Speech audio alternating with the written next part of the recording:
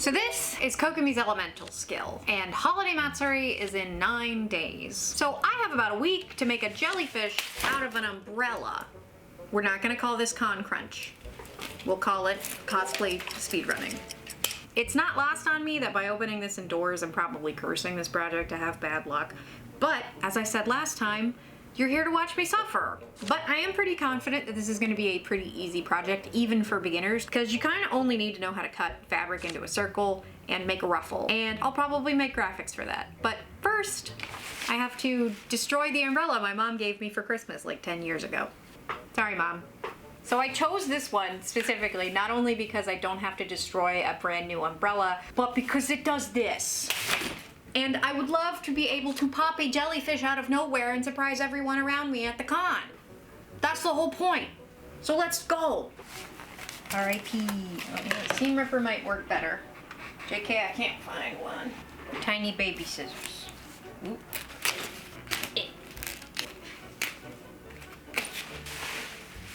Woo! Haha! This feels dangerous. Ooh. So one of the umbrella legs was already broken. It's been broken for years, so I'm gonna snap all of these off too. And am I gonna just do that with my hand, or I'm gonna, you know what? Oh. Bip, bip, bip. So now that I have my little terrifying thing, I have to make a jellyfish to go on it. With the umbrella defeated, I measured from the center of the umbrella to the outside edge. And then I can use that measurement to know how big I'll want my gathered bubble to be.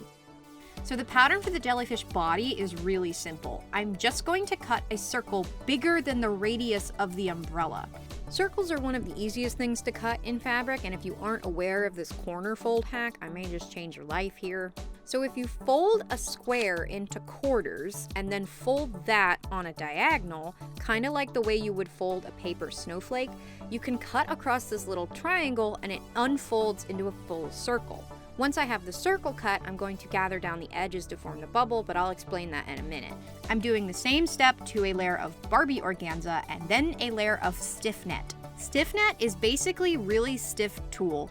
If you wanted a skirt that like super defies gravity but don't want to have any hoops in it, stiff net would be your friend. And for this, it's what's going to give the jellyfish its structure. I'm not going to use any boning or any wire or anything like that. It's solely going to be held up by stiff net, which is cool because jellyfish aren't always the same shape, so it's going to give it size variation all the time.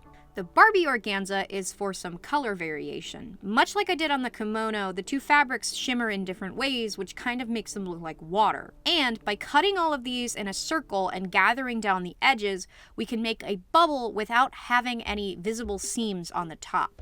Ruffles are one of the easiest things to do in sewing, which makes them great for beginners. I took the circumference of the umbrella and multiplied that by 2.5.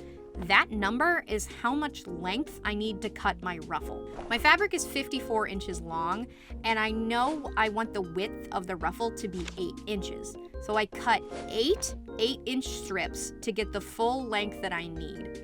But this is also how you tell how much fabric to buy. And you do that by dividing your full ruffle length by the width of your fabric. And you take that number and multiply it by your desired width. So if you do that before you buy your fabric, you know how much fabric you need to buy and you won't run out of fabric before you make your ruffle. You know I must hate commercial patterns if I'm willing to do all of this math to avoid using one.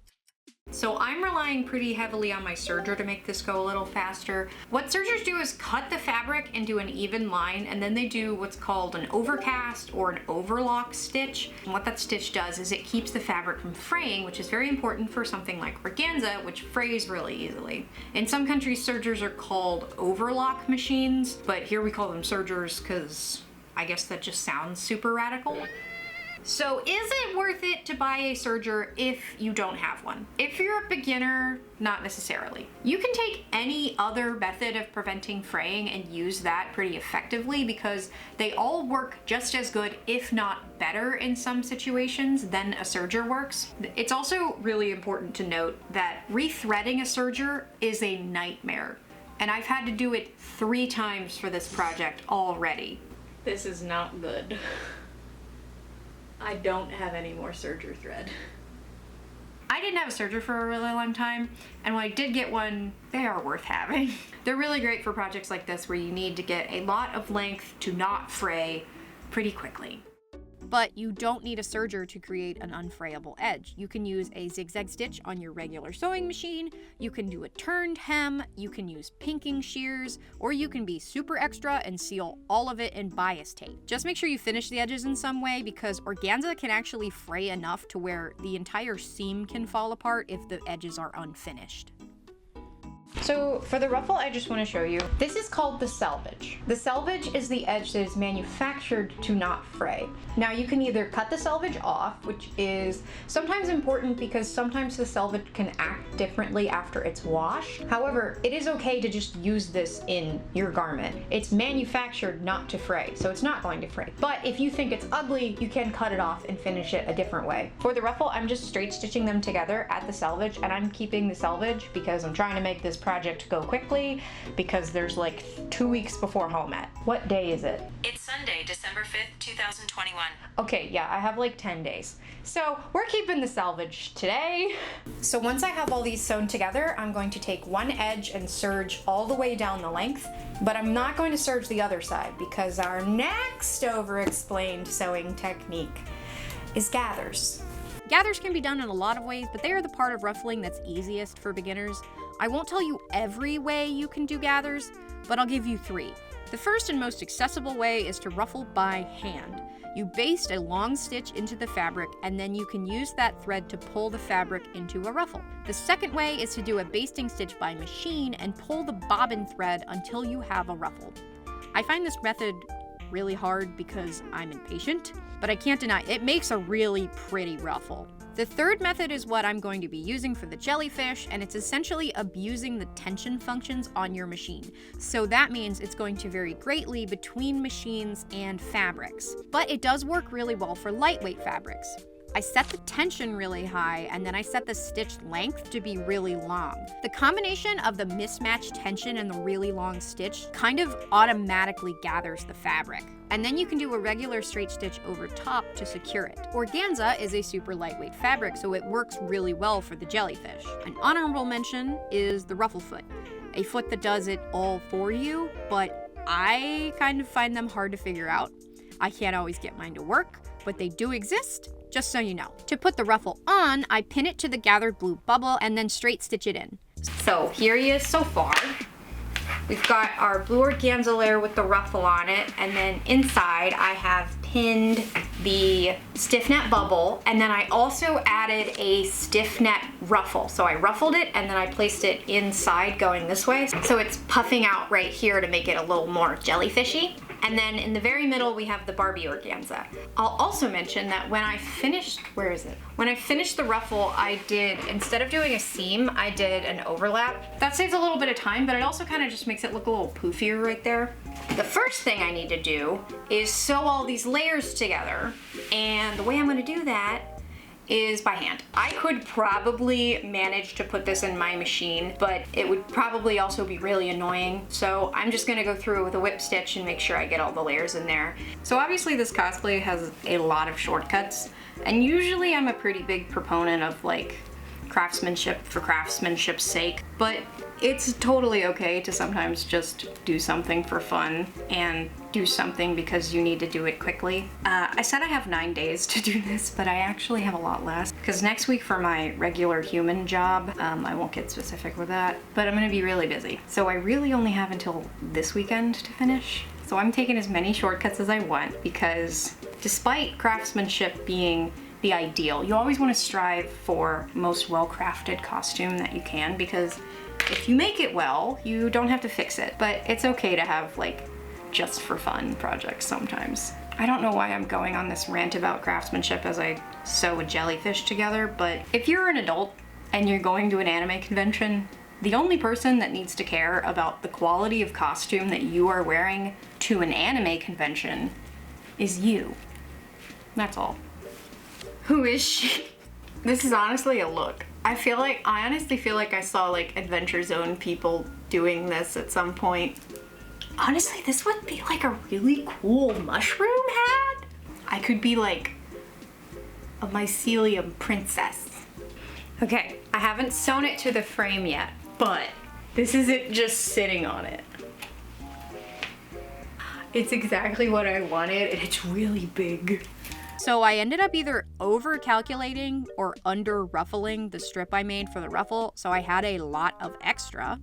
But that ended up being perfect because I used the extra ruffle to add 4 more tentacles.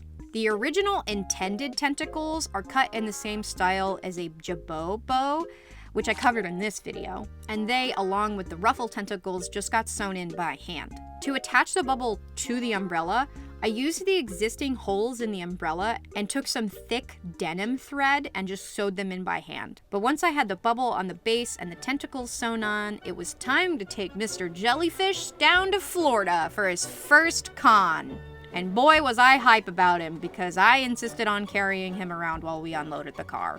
Overall, I really loved this prop, and an unexpected advantage was that my friends didn't have to look too hard to find me in the crowd, and I got to use him to hide from the terrifying mile-long Starbucks line. But most of all, I really loved popping this boy open. And, I did it a lot.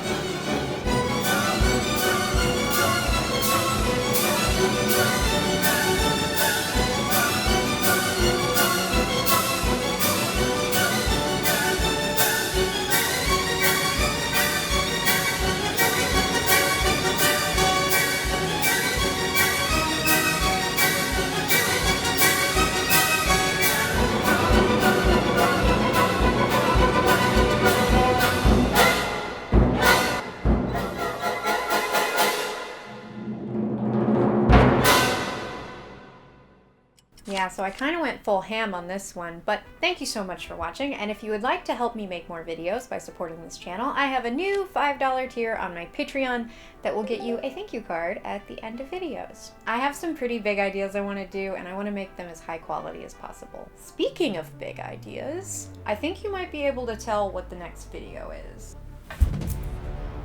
And I know I'm late to the party, but I'm making up for it.